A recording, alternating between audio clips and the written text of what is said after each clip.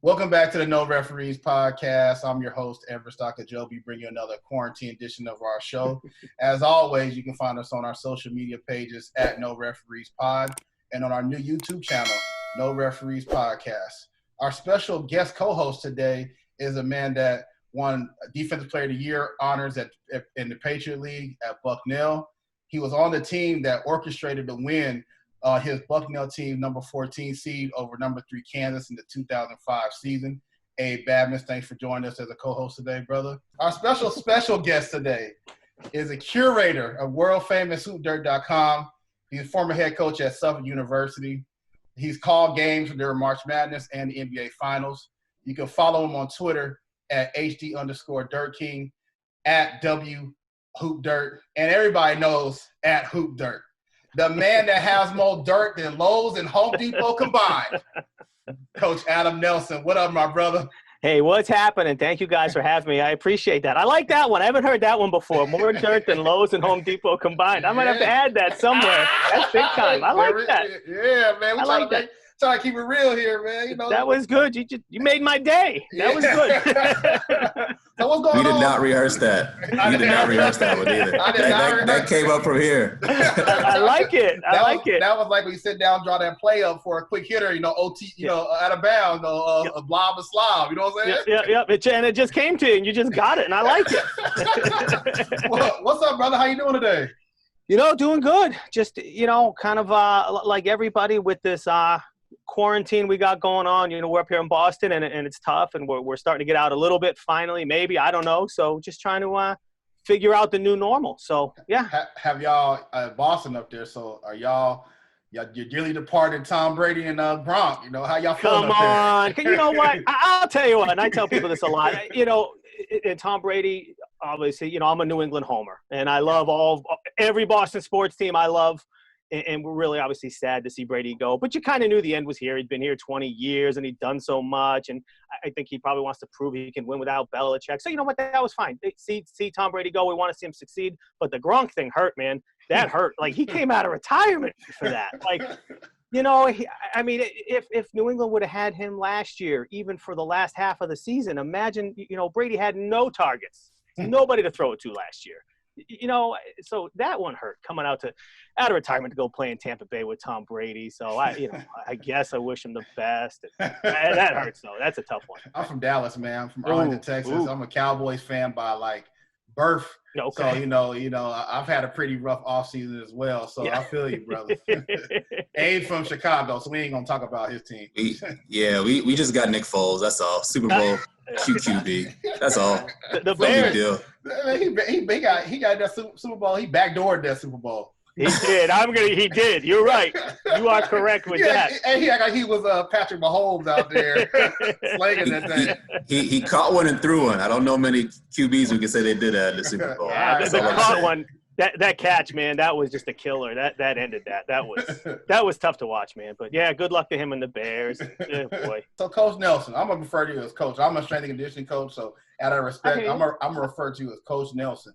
I can't call you Adam because you earned that respect in this business. So I'm gonna call you Coach Nelson. So Coach Nelson, let's talk about before we get into the hoop dirt stuff. Sure. Let's talk about current right now. Let's talk about how that phone probably never even stops. COVID doesn't let the phone stop. You know what I'm saying? How many phones you got? You got 1, 2, 10 phones. Give us a little behind the scenes of the day in the life of the Dirt King. Yeah, it's busy. I mean, even it's been a little quieter this year, obviously, with all the stuff going on.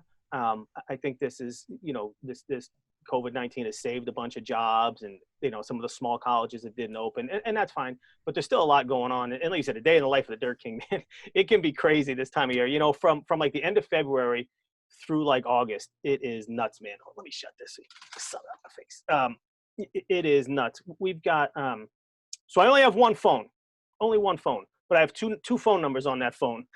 Yeah, there you so go. I'm going back and forth between those, and then I've got people DM me on Twitter.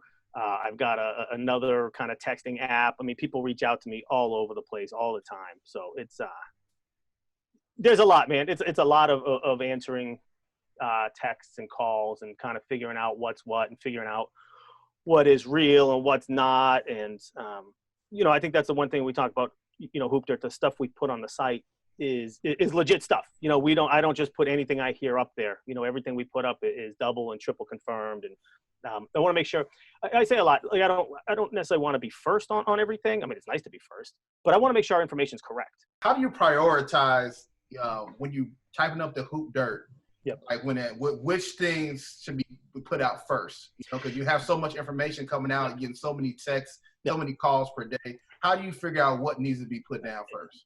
Tell you what, it's hard. I have, and that's part of what I have to do better though. Like I have to do a better job of staying organized, because I will get so many things, especially during our busy time, that I'll kind of focus on a couple and then, forget about some. So I have to do a better job. Like a lot of times I'll write them down, like literally like on a piece of paper, write down kind of what needs to go up and what needs to go up when. And there's some stuff that I'll actually like save for a couple of days. Like there's stuff that I know that like no one else will have, that I'll save for a couple of days, because I don't want to, sometimes we try not to put too much in there. But it's hard. I mean, I get so many texts from, my Google number, my regular number. Okay, hold on. How many texts? If you had to estimate, so the analytics on, on the website, the website stuff. The analytics on the Twitter. Tell me what the Sprint, T-Mobile, whoever you got, C-Spire. Tell me what the analytics on your day-to-day text messages. So I wish I could. It's so many, because between my regular text, my Google number, which I get text, the DMs, it is so many some days that it's like, I'll go back and forget like hours later, like, oh man, I had to, there's stuff that I'll forget that I have to follow up on. But that's why, like a lot of times, and I said earlier, I'll respond to anybody, to everybody. If you text me, I'm going to respond to you. Sometimes you might not get my response like till the next day or a day later. But a lot of it's not just, because I'm trying to blow you off for big time. It's because like, shit, man, you texted me and then I got like 60 more, in the last 2 hours. And, I'm just trying to like head back to just kind of follow up and make sure I hit everything. So it's that, February, March, April, May, June, it is hard to manage, man. I mean, it's really hard. One thing I want to just give you kudos on, which I'm a father, Abe's a father, you're a father. One thing I just want to give you kudos on that I didn't mention earlier is that anytime that you have something going on with your family, one thing I do notice over the years, you always let everybody know, hey, Dirt King is out with the family. We're out on vacation. Don't think that I ain't forgot about y'all. Hang tight with a few days. So I just want to say I commend you for being an active father in your kids' life with all this HoopDirt stuff going on. I know that as coaches, we're out here in the world, we're traveling, we're doing things like that. So I just want to make sure I commend you. So I know you have 4 children, that you always make sure their family comes first. Yeah, no, thank you. I appreciate that. And like I said, I mean, that is the most important thing in my life is my family. And I definitely prioritize them. And, I think one of the hardest things is, we try to go away every April vacation for school, right? Take the kids somewhere. And, now our oldest is gone to college. So we're trying to make sure we do these and stay together as a family as long as we can. But April's a really busy season for HoopDirt, right? So to take a week off is hard. So, my wife is very, very, like I said, thank goodness for her. Like she gets it. So there's times like on vacation, like, I'll have to take it, a couple of years ago, we were in Toronto, last year or whatever, a couple of years ago, we were in Florida. Like I'll take an hour or two in the middle of the day and boom, bang stuff out. But you're right. I'll tell people like, hey man, we're in Toronto this week. I'm going to get stuff up as I hear it. Bear with me, check my Twitter, cause I can tweet something faster than I can put it on the website. So like, it never ends. It definitely never ends. But keeping that family, these years go by so fast. You guys know you have kids. I mean, it flies. Like I said, our oldest just finished his freshman year in college. I mean, it is nuts. So like we want to kind of have these memories for as long as we can, and we're going to keep going away and doing stuff as much as we can. So yeah, but you guys are right, man. You guys get it. So you get something on your phone. Like what's the map? How does it get to the actual website? Like what's the mode of operation when you get dirt like that and you transfer it onto the web so everyone else in the world can see it? That's a great question. So, a lot of times I'll get something. If it's from somebody I know that I really trust, maybe I'll give it a second confirmation somewhere. If not, I'll just get it up. I'll go, whether it's something like a standalone story or something I put in the Daily Dirt, it'll go up. But a lot of the stuff I get, I'll make sure to double and triple check. So someone could send me something and, hey, great, it sounds good, but I have to confirm it. Take, for example, yesterday with Marlon Sears getting the Amherst job. Great job. NESCAC, Division III, big time job. He was an assistant at Columbia. I had it early in the morning yesterday. Yesterday. Had it early in the morning. And I didn't go with it right away because I couldn't confirm it. And then I heard it from a second guy and a third guy. So we finally went with it, but it's almost like that thing, like, man, I could have rushed it and had it up quickly. But like I said, it's just the kind of process of, I want to make sure it's accurate. I want to make sure it's 100% accurate. So when you're saying that tells me you don't hear it from the direct source. You need to get more reputable sources. No. So that's a good question too. So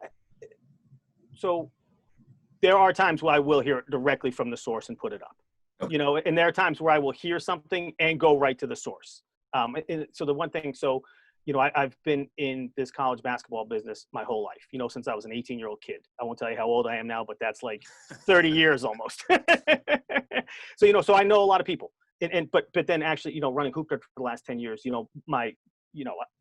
the amount of contacts I've made has grown and grown and grown. So a lot of times, yes, I can go right to the source. Or a lot of times, yes, I will hear it right from the source.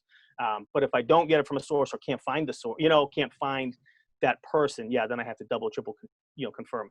But I'll tell you this too, there's a lot of times where I'll hear stuff from, about somebody I know, and I'll go to them and they'll say, oh, I don't want it on there. And that's cool. I'll hold it.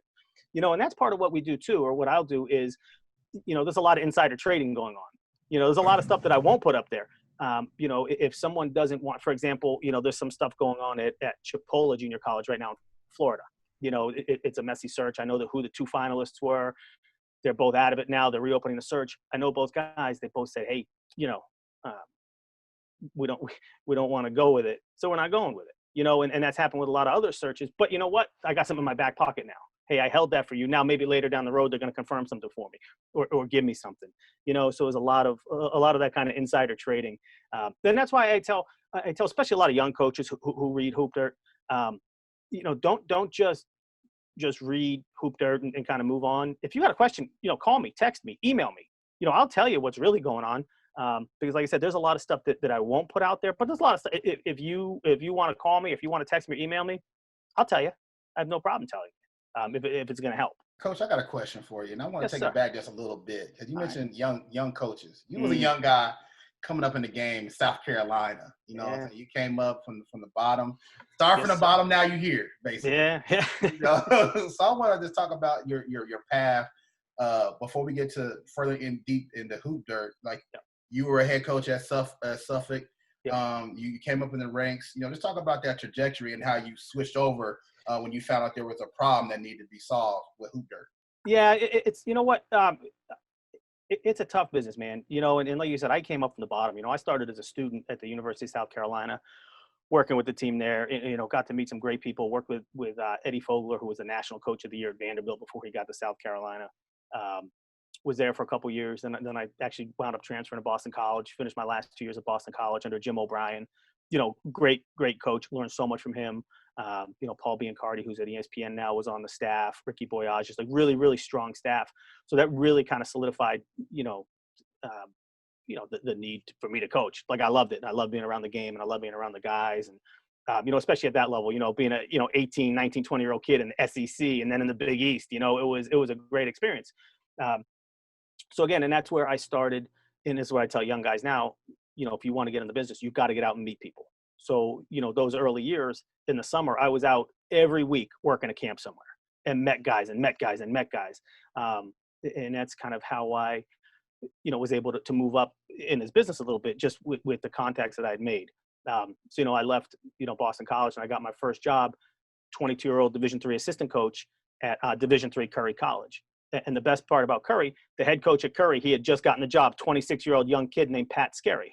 Well, Pat has done a great job in his career. Pat's now the head coach at Towson University, Division I school in the Colonial. Pat and I are longtime good friends now. So we spent 2 years together.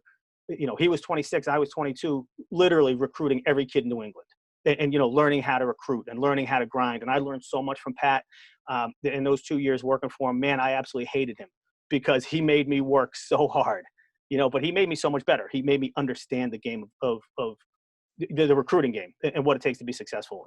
And especially I tell that to young coaches all the time. You can you can be a really good X's and O coach. You can be the best coach, best X's and O's coach out there. But if you can't recruit, man, if you can't get players, it doesn't matter. You know, you need players to win. And that's something that Pat taught me. It taught me to really just grind on the recruiting trail. So I learned so much from Pat in those 2 years. And then, you know, I was fortunate enough to leave Pat and, you know, got a couple Division I jobs. I spent time as an assistant at Holy Cross, spent time as an assistant at Northeastern in really good spots for me. Learned a lot. You know, two really good places too. Enjoyed my time there, but I had the opportunity at 26 years old to become a small college head coach, and you know, I took that opportunity at Becker College, small Division III school out in Worcester. You know, good place, but for me, you know, to be 26 and run my own program was a really, really good experience. You know, I parlayed that into a couple other jobs. I became the head coach at Newberry College, and then moved on and spent 10 years as the head coach at Suffolk University. And, you know, really good place, enjoyed my time there. But, you know, I'll tell you, the basketball at the Division III level is a grind. You know, it's not like Division I, there's no dead period in recruiting. Like, you're out there recruiting. And if you're not, somebody else is. You don't have a lot of resources. You're taking bands to games. You don't have a lot of recruiting budget. You're spending your own money. So, you know, I was at the end, I mean, I was totally burnt out. I was done. I was absolutely done at that level. I was done with coaching. You know, and not that I'm necessarily completely done with coaching, but, you know, at that time and maybe for right now, just kind of the burnout factor got me. And also at that point, so I have 4 kids. Hold on. You trying to drop some dirt on yourself? You trying to get back in the game? No, well, maybe, no. You trying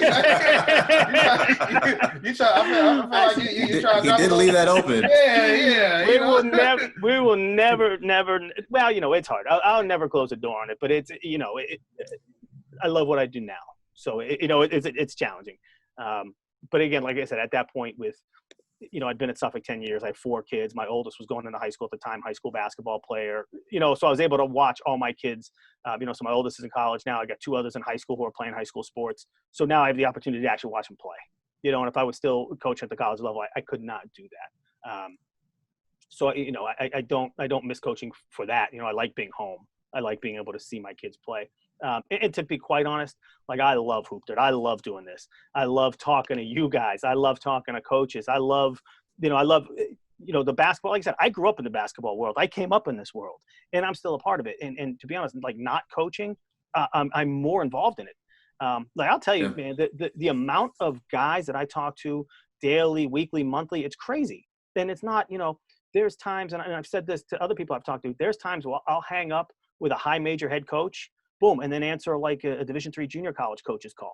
And that's cool. And that's what I love. You know, like, I tell people all the time, email me, text me, call me. I'm going to respond. You know, I'm not going to, you know, I had like 3 guys today reach out to me on Twitter asking me questions, and I ended, you know, the DM with, bang, here's my cell number. Call me, text me, whatever you need. So that's what I love. I love still being able to be involved in this game, you know, talking about the game, writing about the game, and really, and helping coaches. And that's again, why, you know, I started HoopDirt is we want to help coaches. I want to help. I mean, I was there. I was a young guy. Like, you know, we didn't get into it. My first year at Curry, I made 0. I was a volunteer assistant. I made, after the season ended, I made $1,500 for being the assistant lacrosse coach. Didn't know a thing about lacrosse. You know, my second year, I didn't make much more. So man, this business is hard. So if we can provide any help or any guidance to help guys get to whatever we can do to help, you know, I want to be there for, you know, I say young coaches, but any coach. I mean, we help guys that are not young. So that's kind of, it's my passion right now. Like, I really love, you know, working with coaches and just talking basketball all day.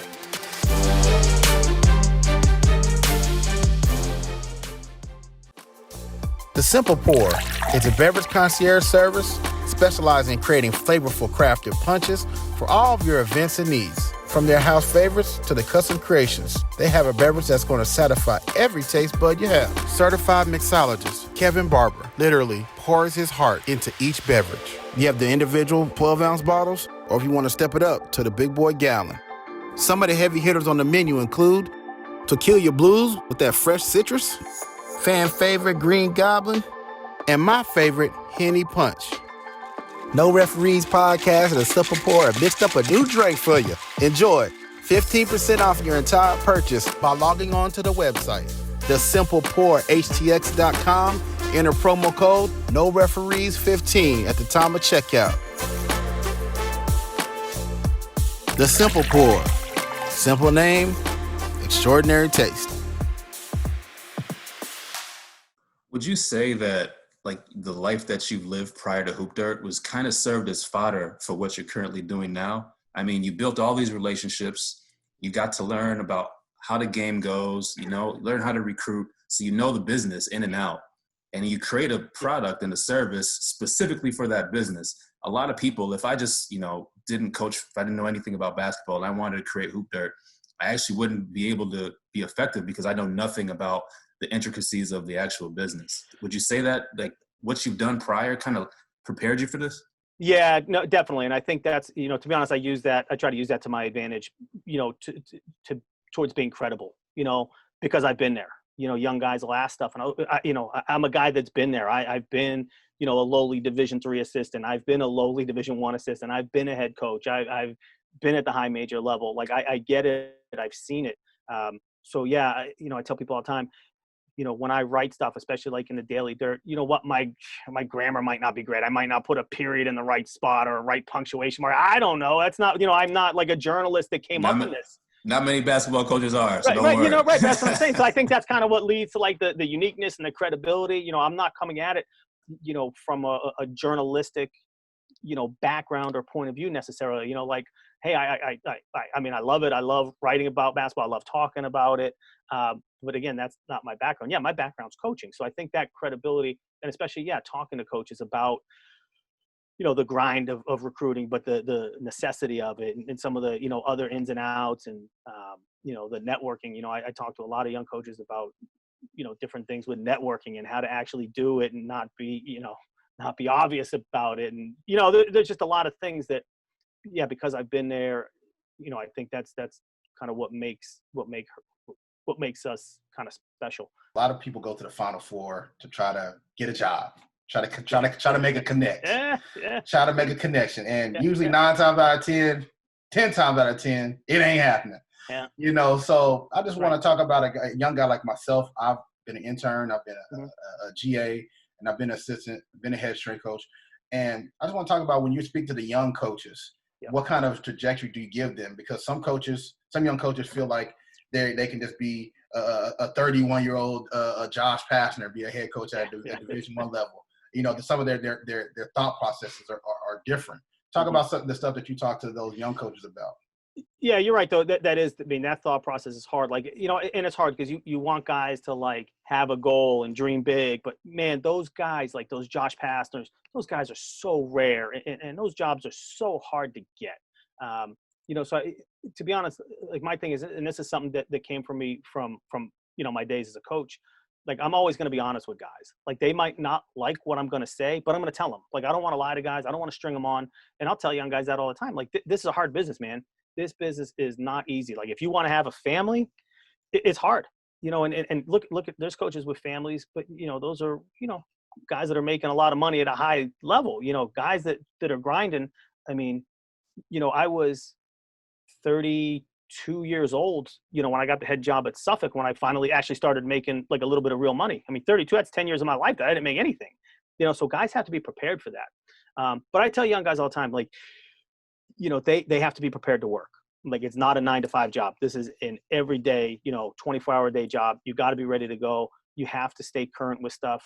And basketball's changed a little bit, especially the high major level over the last 20 years. There's more administrative positions, director of basketball operations, assistant director of basketball operations, the player development jobs. Strength and conditioning coaches. Strength and conditioning, there you go, right? But, the graduate assistants. So they're actually, at the Division I level, there's a lot of opportunities now for guys to get in. So I my message to the young coaches, I mean, there's a lot of ways you can go, but if you're looking to get into the Division I level, make yourself marketable. Make yourself, you want a head coach, you want to provide him something that he doesn't have, especially now. There's a lot of guys that'll get in with this social media stuff and being creative, and they can get their foot in the door. And I tell them, that's great. Get your foot in the door, but you don't want to be pigeonholed as that like administrative guy your whole career. And I've seen it. There's guys that have been in this thing for 20 years and they're still director of basketball operation guys. Like, you got to get your foot in the door, but then you better find that best recruiter on your staff, and you better attach yourself to him at the hip and learn how to recruit. And then you better go out and start making contacts with high school guys and AAU guys, because when you want to get a Division I job or a Division II job, like, one of the first things this head coach is going to ask you, who do you know? Who are you going to go recruit? If you get this job, who are the first 10 coaches you're going to call to go get us players? So, you got to be creative to get your foot in the door, but then you got to learn and grind and figure out how you're going to work and get players. So it's not easy. And part B of that, everybody's obsessed with the Division I level, right? Everyone wants to get in there. There's a lot of good opportunities at the small college level too. There's some really good Division II, full-time Division II assistant jobs, obviously, head coaching jobs, and the Division III level. There's a lot of coaching jobs out there. Not everything has to be a Division I job. So I think guys have to be open to that as well. Well, talking about the landscape of college basketball, right? There's this one thing we all know. We call it the domino effect. So, for instance, John Calipari, let's say he leaves Kentucky today. Yep.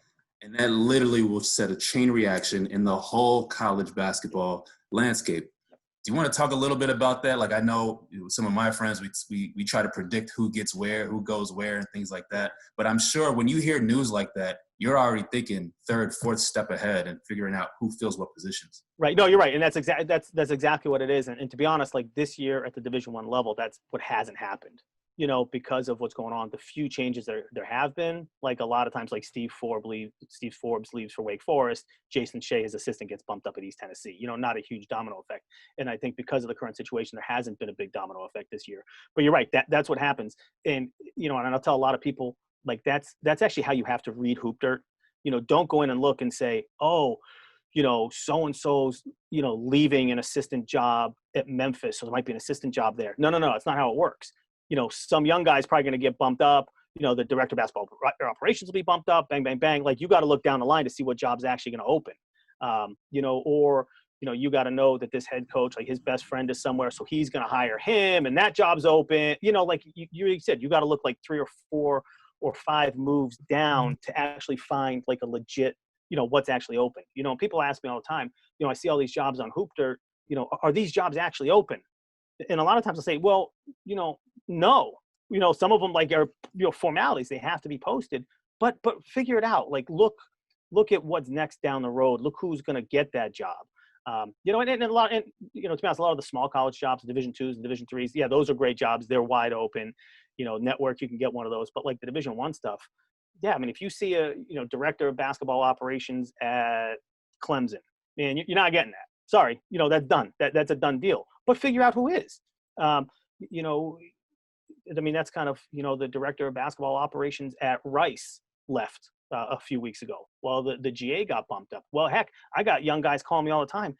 Can you tell me if there's GA jobs out there? I don't see any posted. Well, that GA job is not posted on HoopDirt, but if you read HoopDirt, the DBO just left and the GA just got bumped up. So, maybe give Scott Perra at Rice a call. He might be looking for a GA, so that's kind of how, like you said, yeah, you are 100% correct. You got to read those dominoes, man. I got a question for you real quick. Just yes, piggybacking off of that. One thing I've noticed in the game, when you post the jobs, as most people don't know, early on in my career, you see the job, you go on there, you apply for it. It's like, man, I want to be the strength coach over at so-and-so. I want to be the dobo over at so-and-so. But like how you said, it's just a formality. Yeah. Do people ever call you or hit you like, yo, man, this is some BS? Like these jobs, these are fake jobs. You know what I'm saying? Yeah, you know what, they will. And a lot of it is not, guys will be like, how did I not get this? I'm so qualified for this. I applied for it. It's like, yeah, man, you applied for it. But he said, yeah, that's a formality. Like, you got to know somebody there, or kind of figure out what the next one is. But it's hard. It's frustrating for a lot of young guys to learn that. They'll see, like a director of basketball operations job, and it looks exciting and it looks great, and you get in at the Division I level. But those are really hard to get if you're not, if you don't have a connection there. And like I said, because there's so many other administrative positions at these schools right now, if you were going to get in, I mean, being a GA at a school is the way to get in, because you go, GA, player development guy, DBO, and then, you're an assistant. Great. That's a really good way to do it. Then obviously there's a million ways to do it, but that is one. But yeah, it's hard because a lot of those jobs are, HR mandated postings. I was just actually giving some advice to one of my former student managers over at Prairie View, Jackson Majors. He asked me today, like, going to his second year as a GA, and I just told him that the trajectory, starting off as student manager, GA, intern, assistant Dobo, work your way up to be, to get that coaching job. Again, everybody ain't gonna be a young 31-year-old, 30-year-old head coach in the game. Right. Some of these guys are right. Some like we say, time and score. Some are in the right place at the right time. Yep. And then, but sometimes you got to grind. Like how you said, 10 years, you didn't even get paid. Yeah. So sometimes I be like that. And as messed up as it is with young guys in the game, that's just kind of the way they have to go. Yeah, you're right. You're right. But it's hard, though, because a lot of young guys don't want to hear that, because a lot of young guys, think they're really good. And I'm sure some of them are. But, man, this business is so hard. It's like no other business. I mean, especially these young, an assistant director of basketball operations at, some mid-major Division I school, you're going to make, $28,000 and work 75 hours a week, and there's going to be hundreds of guys lined up for this job. I mean, we posted a junior college assistant job last week, and the head coach told me to actually take it off because he got too many applications. He got almost 100 applications, junior college assistant, pays $1,000 and you can be an RA in a dorm. And he got almost 100 applications. Like, it's crazy. I mean, guys kill for these, these jobs. I mean, this business is like no other business, and guys kind of have to understand this. Like, it's not easy. It really isn't. And there's a lot of qualified guys out there that can't get jobs. It's hard. There's this term in the business world called network effect, basically meaning something gets stronger as the more and more people use it. It kind of reinforces its value. One example would be like Facebook. Facebook's valuable because everyone else is on Facebook, right? Yeah. So with HoopDirt, I almost feel like it's a network effect. I know you got millions of viewers each day, month, right, who are coming on. So, and it gains credibility as more and more people know about it. And to start that is incredibly difficult. So if you don't mind, I just want to hear, like, how did you start a network effect? It wasn't easy, and I'll tell you what, I thank my wife for having a lot of patience with this. For a long time, she just called it my hobby. Because it's so. I mean, there's so many hours that go into it. And I tell the story a lot. Like, this started, the idea for HoopDirt started over a poker game. I was playing poker with one of my assistant coaches, who's a former player of mine, and my brother-in-law, who's a web guy. He designs websites. And my assistant coach said, Coach, like, you're a guy that knows so much, so much stuff going on. All the dirt. You're always talking to guys. Like, what if we put this on the internet? And they looked at my brother-in-law and I said, Jim, can you make a website for us? And boom, it was born. And so we started really slowly, right? Like this one page, like blog, and we kind of had stuff. It was fine. And it kind of took off. And I remember, maybe a year into it, we looked at our analytics and we're like, oh my God, we had 1,000 page views today. Holy crap. Like, it was amazing. Like, wow, 1,000 people just read this, and now, we're turning out, over 3 million page views per month. I mean, it's crazy. I mean, some of the stuff I tweet, I tweeted something that had, just something random, just had, 260,000 views, so it's like, I mean, the numbers from where we started with like, oh my God, 1,000 people read this crap, to like now, like, wow, like people, I get the network effect. Like, but I think it goes back to a little bit of the credibility of being a coach, a former coach, but also, for lack of a better term, not being an asshole about it. We're not trying to just put crap out there to get people to click. We're like, I really care about this business. Like I said, this is all I've done in my life. Like, this is all I know is basketball. So I don't want to put stuff out there. Like a few years ago, and I forget the story, but head coach at low major school got fired basically at halftime. Or fired before the game at a low major tournament. Goodman tweeted it out at halftime, even though the guy was still finishing the game. Like, it's stuff like that. Like, you can't do. We've heard. I mean, last year when there was a mid-major head coach got fired. Like, I knew about it, but they were going to let him finish out the season, so we didn't go with it because it's just there's a lot of crap that's associated with that. So I really do care about that, and I hope coaches see that.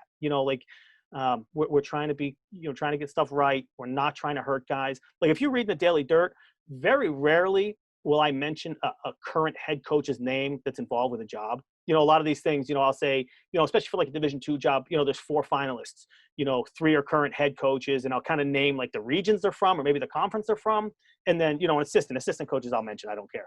But like head coaches is hard, because if you're a head coach at a Division II school and your name just got mentioned with a job and you didn't tell your AD, that's a problem. You know, and again, like I've been there, I don't want that to happen. And a lot of times, like if you, again, this is how to read HoopDirt, like if you see a head coach's name mentioned, that's probably because they told me it was okay to mention it. You know, and they kind of want it out there for whatever reason. So that's, you know, a lot of that stuff is, you know, I really do try to protect guys as well. So I got a question for you, but this is going to be a little fun one. When have you got some information from a head coach that said, hey, all right, Adam, run with this. And then you're getting ready to press that send button, and the coach was like, hey, Adam, hold on a second. I'll tell you what, that happens more. It happens a lot. You know, it really does. And a lot of it is, so, you know, I spend a lot of my time texting guys. And a lot of times guys will tell me stuff. You know, Division I guys will tell me stuff. And they'll kind of tell me, and then I'll get a text like 10 minutes later and be like, and they'll say, whoa, but that's not, hold on. Don't say that though. That's not for publication. You know? So, I mean, there's guys, but on the flip side, there's definitely guys that want stuff out there. There's guys. And so this is, you know, part of my job too, just kind of making sure the information is legit. Like there's guys that'll text me and say, oh, hey, I'm involved with so-and-so. And I know they're not. And I know that they just want their name out there. And that's the stuff that I got to sit on a little bit too. Like I don't just throw guys' names out there. To be honest, I think one of the pivots that I've made over the last 2 or 3 years, where again, I still talk to coaches every day, but I've really gotten some really good connections with like the agents and the search firms. Yeah. And so, you know, I trust what they tell me, but there's times where I know guys are telling me stuff just to get their guy's name out there. And that's the stuff that's tough. I know I saw an interview you did where you said that search firms don't want to admit that they come to you with information. Yeah.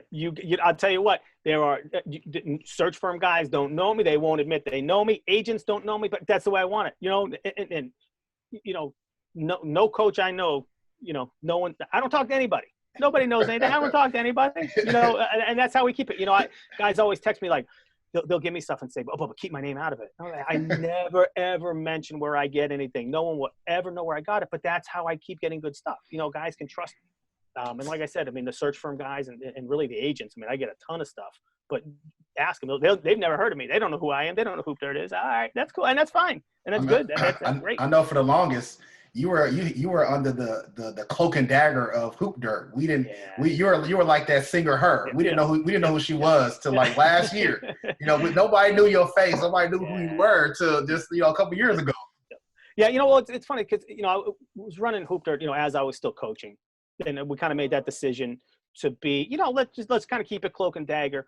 But as we started to grow, you know, we wanted to gain a little bit of that credibility. So I think we had to put a face with it.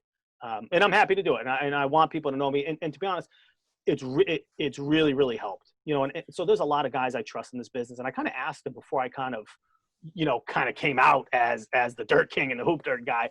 And a lot of guys were like, dude, don't do it, because people are going to see it's you. And they'll be like, well, this guy's an idiot. Why are we listening to him?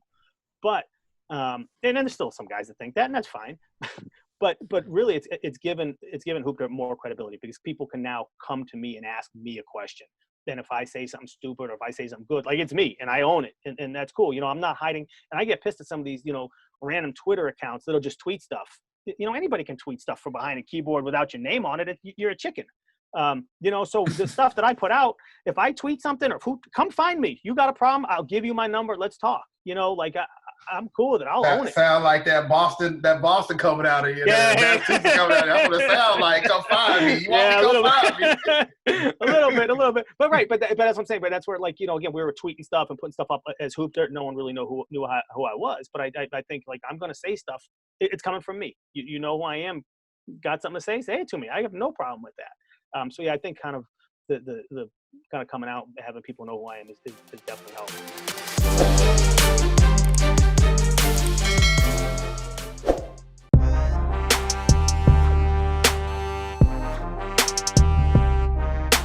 Let me take a time out to tell you about my friends over at Soul Lounge, Houston's premier boutique for the latest fashions. Chinatown Market? Check. BBC? You know they got all that. You know Adidas? Man, they got all of that stuff too. The swag, the footwear, Yeezys, man, they got everything. No Referees Podcast and Soul Lounge has partnered up to bring you a special offer for listening to this episode. Go online to soulloungehtx.com and enter promo code No Rules to get 20% off your entire purchase. That's No Rules, all one word, all caps.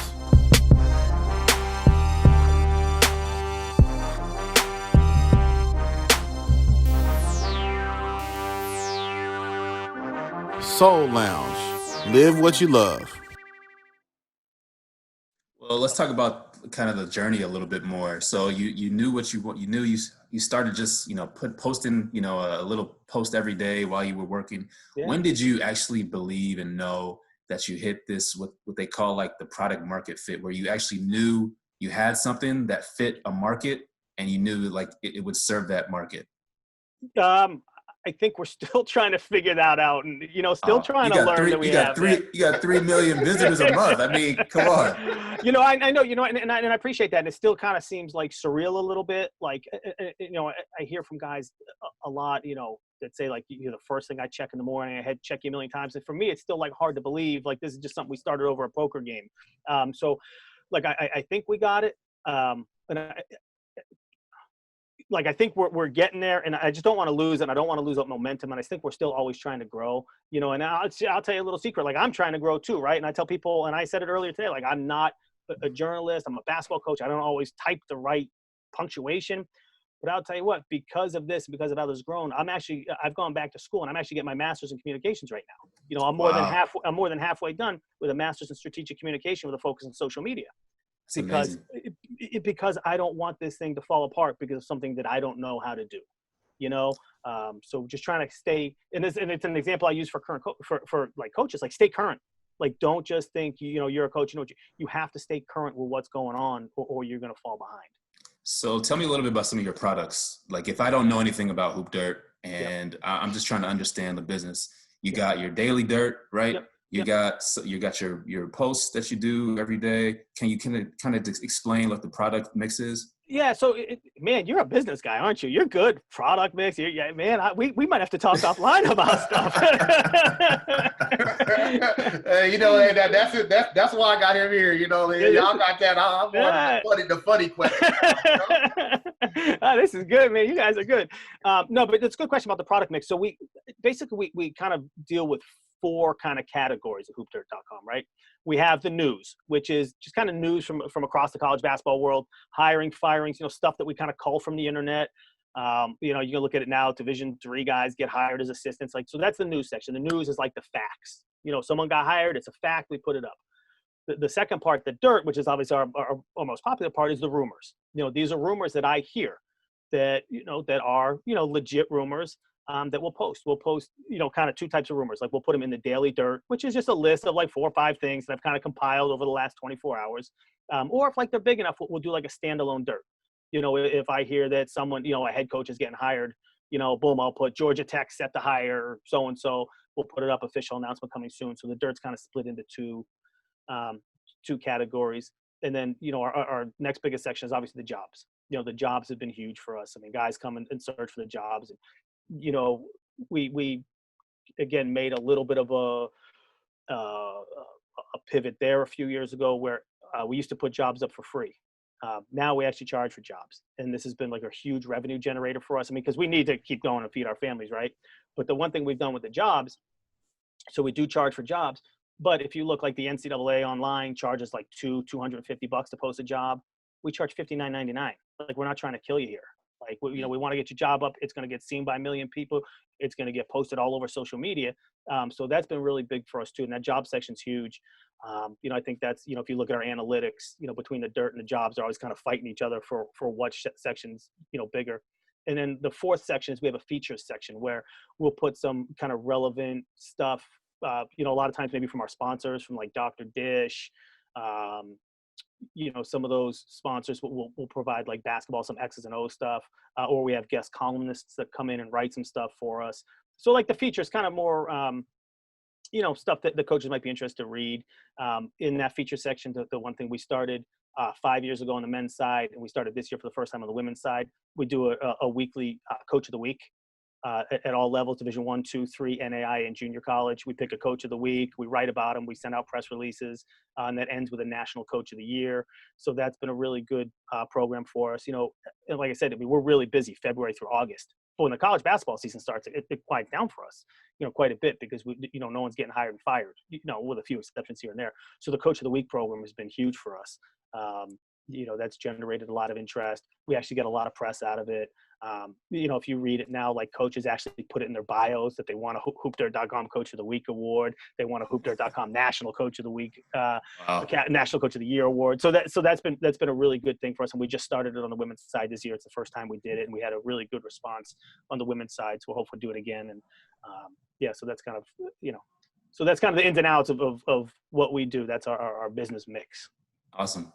So like, you basically kind of facilitate this whole ecosystem of basketball. I mean, you got everything from jobs to articles to rumors, right? Yeah. I guess my question would be, like, what's next? Like, what's that next thing that you think is really going to set HoopDirt apart and kind of give you that next step and jump? Yeah. So it's a great question. And that's kind of been our focus over the last year or so. Like you said, like, what's next? We want to stay relevant. I think a lot of it is going to be more kind of stuff like this on the site, where some more live video, where instead of me kind of posting the daily dirt, I may be sitting there talking about it a little bit. Some more interactive stuff where we have guys on and asking questions. We may host some live Zoom stuff. So that's kind of like the immediate kind of maybe what's new. But down the road, I think we have some bigger ideas that we need to really kind of nailed down. Like I said, we don't want to be stagnant. We always want to keep growing.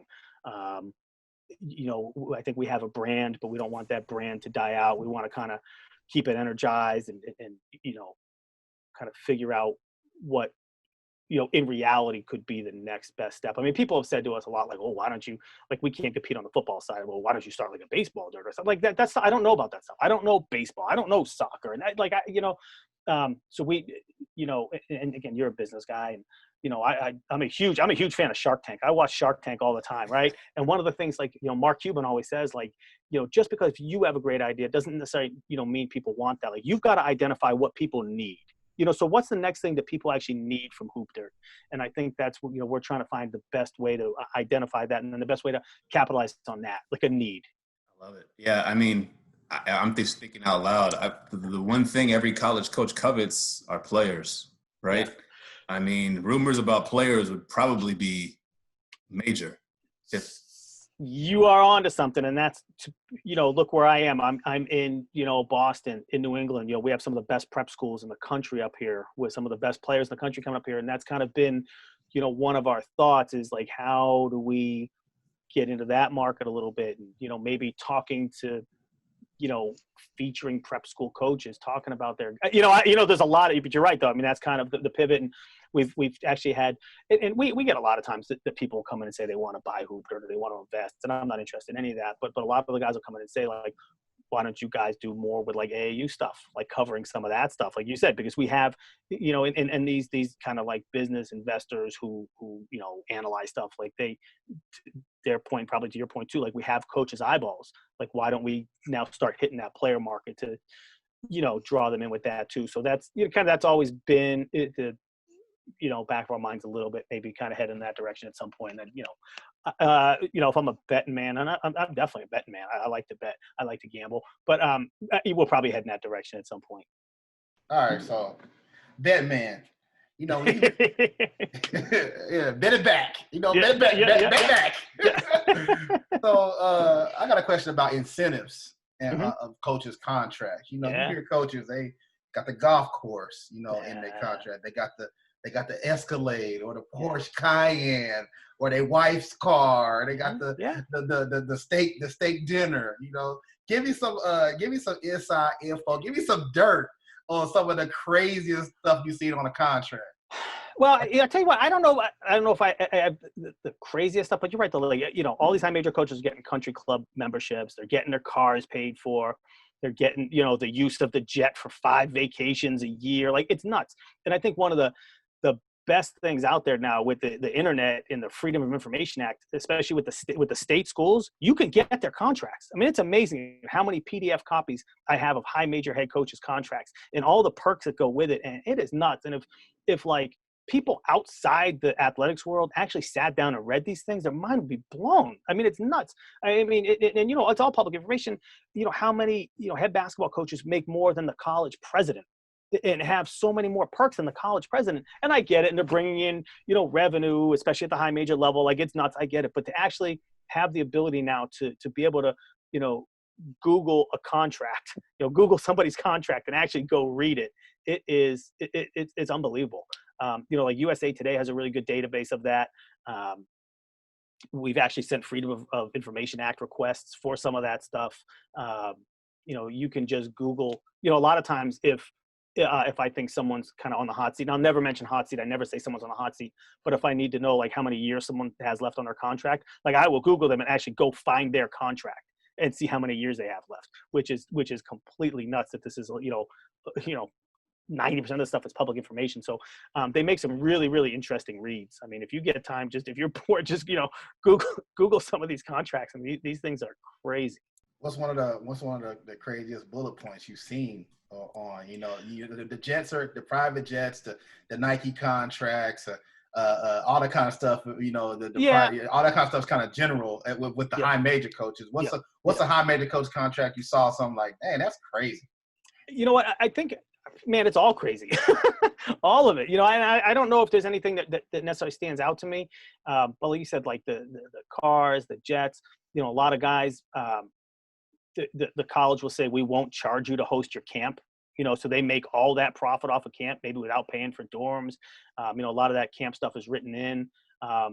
You know, the appearance fees, you know, you have to make 10 alumni appearances, but you make X amount. I mean, it's nuts. I mean, the stuff they do is crazy. And a lot of the, you know, the school justify it will say, oh, he's only making, you know, 285 base. But if you look at all the other stuff, you know, he's knocking down 1.2. So there's, you know, all those little things that they can kind of add in, which is, yeah, it's nuts. And again, but this is, you know, part of the problem though with these, you know, a lot of younger coaches, this is what they see though. You know, they see, you know, a Josh Pastner or a Will Wade, a young guy who really kind of, you know, has done a good job to get where they're at. Those guys are so, you know, they're few and far between. You know, more likely, I mean, look at the, you know, Division III head coach who's making $55,000 a year, working 75 hours and, you know, driving a van. I mean, that's, you know, to me, like that's college basketball. Like those, you know, those 300 plus Division I coaches, you know, half of them are mid to low major guys are not making that. So you're looking at 120, 130, you know, big time high major coaches who are making those really good 7-figure salaries. That's it. You know, 140 guys in the profession maybe, and everybody else. And then again, you got some of the high major Division I assistants, you know, making $400,000, $500,000, $600,000 a year. But after that, I mean, it's a grind. You know, but look at even, you talk about Division I head coaches, look at some of these smaller conferences like the Northeast Conference or the America East. I mean, you got some guys making, you know, 110, 120 as a Division I head coach. I mean, that's nuts. So it's, man, like I said, it's conference. Yeah. So, you know, I mean, you know what it's like, you know, I mean, you know, even, you know, the Patriot League, some of those, I mean, you're not making, you know, huge Division I money. I mean, you get to the Colonial, you start making, you know, good money and you're comfortable. But some of those, you know, some of those leagues, you just, it really is a struggle. And go ahead. No, we're talking about compensation and the, you know, the side that we all, you know and see, but there's another part of compensation that probably not very comfortable to talk about, but it happens in the game. We know this. It's been proof. It's been studied by, you know, the federal government. Do you want to talk a little bit about that unfortunate side of how people get compensated in college basketball? Yeah, I mean, it's been, you know, over the last couple of years, especially with this whole FBI investigation and guys getting busted and, you know, Will Wade on tape saying that he made a strong ass offer. I mean, it's out there. I mean, it's prevalent. Guys have known it. I mean, but you know, it's not new. Like I said, I've been in this game since 1992, 96. I'm old, you know, since 1996. It's a long time. This stuff happens. It's prevalent, but it's really come to the forefront lately.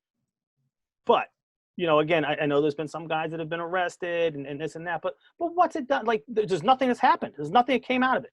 Oklahoma State got whacked a little bit, last week with a penalty from their involvement. Good. So they can't go to postseason in 2021, and they lose a couple scholarships and some recruiting hours. Big deal.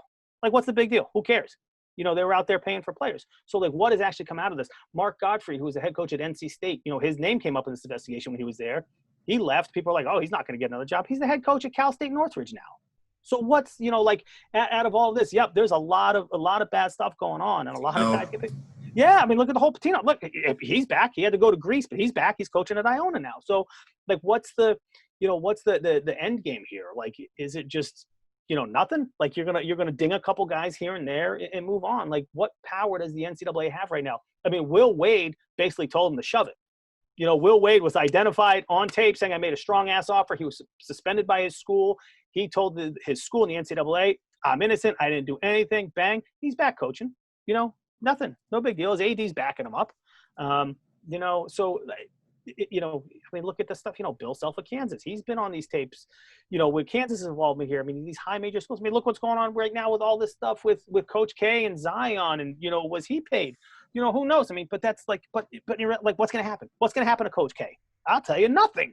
Absolutely nothing. Zero. Nothing will happen. Coach K to God. That's what I'm saying. So right. So, like, this stuff is going on. It's prevalent. The public knows about it. There was a HBO documentary about it. The FBI knows about it. People are going to jail. The NCAA, I mean, Oklahoma State got slapped on the wrist. Nobody cares. I mean, it's college basketball. This is a huge money-making business. I mean, that's what it is. It's a revenue generator. It's a revenue generator for the NCAA. It's a revenue generator for the colleges. So, nothing's going to change. When you watch enough basketball to know, like, a good team and a bad team, like, do you ever think in your head sometimes when you hear some of these moves, you're like, oh, that's just not going to work, or oh, that's a really good move for that person or for that school? Does that ever come to your mind? Yeah, a lot. I mean, and that's, so I talk to a lot of coaches too about fit. Like, there could be, like, your ideal job, but there's also fit. Like, you have to have the right fit.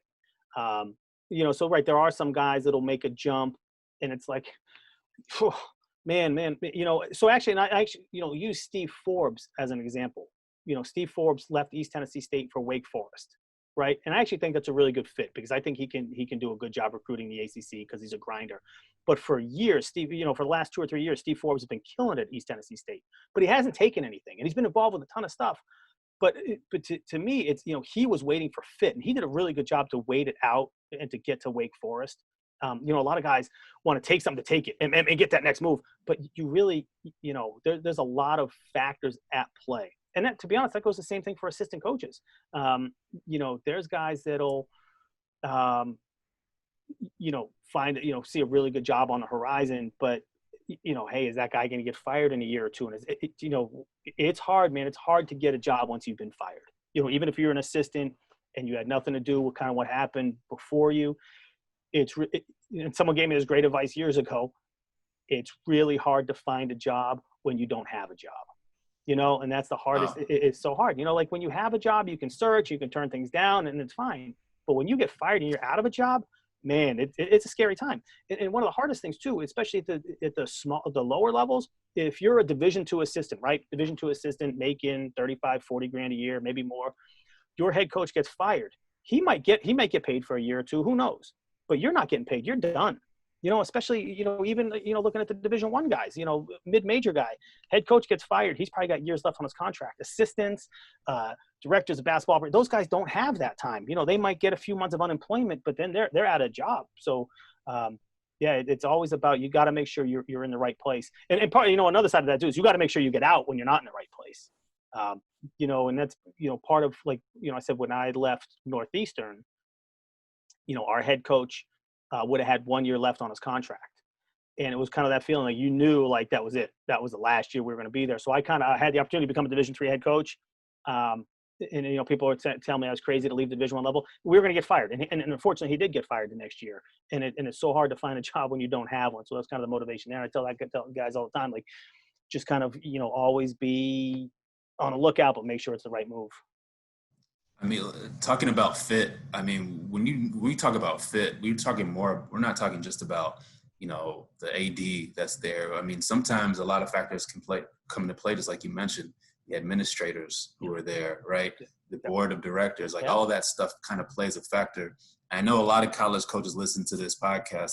Is there any other factors that you think people should consider when they're making these kind of moves? You know what? So a big one is commitment. What's the commitment of the college to the program? And, to be honest, that's, not necessarily for like the high major guys, the mid-major guys. But if you're a small college guy, I know a lot of guys that have taken Division III head coaching jobs. You're going to take a Division III head coaching job. What's the commitment to this program? Like, are they going to support you? Is admissions going to support you? Is financial aid going to support you? Are you going to take buses instead of vans? Like, what is this college going to do to help you become successful? You can't win games without support from your campus, from the dean of students, if you have issues on campus with your guys, to, financial aid, to admissions. And that's, same is true at the higher levels. But you have to have that support. And if you don't, those are, you're going to be set up for failure. So you really kind of need that support from the administration, and they have to give you that commitment. And again, it's a little easier at some of the higher levels where you can get if they want to give you a 6-year contract, great, take it, because that means they're going to be there a little bit for you. Who knows? But take the years and take the money. But you really got to make sure you have the support of the administration. So, Coach Nelson, before we get you out on this, we ask every guest that comes on our show. The No Referees podcast is no text, no rules, no whistles. And we ask everybody, what was your first encounter with a referee? When was the first time you got teched up or something of that nature? Give us that story. Yeah, I had a lot of them. I had, boy, oh boy. So I got thrown out of 3 games as a head coach. Probably not the best. The worst one, but probably my one of my first encounters. I don't remember what happened. The guy really pissed me off. I actually took my jacket and I fired it to half court. Right. So he actually like charged me. He like charged after me. One of his partners held him back. Great. It blew over. I thought we were cool. Like 3 weeks later, we had the same guy. And that's actually a guy, he actually played in the NFL, played for the Giants, was an offensive lineman at Boston College. Big, scary guy. We had him like 3 weeks later. He wouldn't say anything to me before the game. I didn't really say anything to him. And I don't know what happened, but he literally threw the ball up for the jump ball before the game, threw it up, turned to me, and just teed me. No idea why. He was still pissed, I think, for me throwing his jacket at him. So it's like, oh, yeah, all right. I wore it. But, man, he was a big – I wasn't going to say anything. He was a big, scary former offensive lineman who didn't kick my ass, so that was good. But, yeah, but wow. You know what? But I'll tell you what, man, I ran across a lot of really, really good officials, and I made sure to have a really good relationship with the officials. They're really good guys. They work their ass off. They're in it, mostly for the right reasons. And you look at the way like high school and AAU is going right now, like it's hard to find officials. People don't want to go out there and officiate, especially, go officiate an AAU tournament. The parents are just going to shit on you for 8 hours a day. So it's hard to find quality officials. So I think that's, the ones that are doing games now are really, really good guys. So I sent a tweet out to one of my friends who's up at Merrimack College. He's an AD over there, Mike Kamal, my good friend. Yeah. He's told me to ask you, what does wicked mean, and why is it a staple of your vocabulary? It's a Boston thing. It's like wicked. Everything's wicked good. Like how the Red Sox, how the Red Sox is, they're wicked good. I don't know. It's a Boston thing. And, hey, Tom Brady, he's wicked smart. That's how they talk up here. I don't know what it means. But that's the vocabulary you come up with when you live here your whole life. And he said, ask you about them steamers. See, steamers, that's, like clams, little neck clams, like those are good. You get a lobster, some steamers, some chowder. That's, it's that time of year right now. We're going Saturday. We're going to get lobsters off the boat on Saturday. Lobsters, steamers, that's, Well, we want to thank our brother, Coach Nelson, Adam Nelson, the curator of the world famous HoopDirt.com, for coming on our show. Everyone, please go follow him on multiple Twitter pages. His personal page, HD_Dirt King. HoopDirt, follow them at HoopDirt. We didn't get a chance to get into women's HoopDirt, but that'll be the next time we do part 2. But you still follow them for all the women's news at WHoopDirt. That's our friend, our new friend of the No Referees podcast, Adam Nelson. Thank you, my brother. Hey, thank you guys for having me on, man. You guys are great. You guys know what you're talking about. I appreciate you having me on. I love the opportunity to talk about HoopDirt, to talk about basketball, but to talk with guys that like get it and guys that care. Man, it was great to be on with you guys. You guys are the best. I will be listening to the No Referees podcast from now on, and I appreciate everything that you guys are doing to get coaches' messages out there. Thank you. We appreciate it.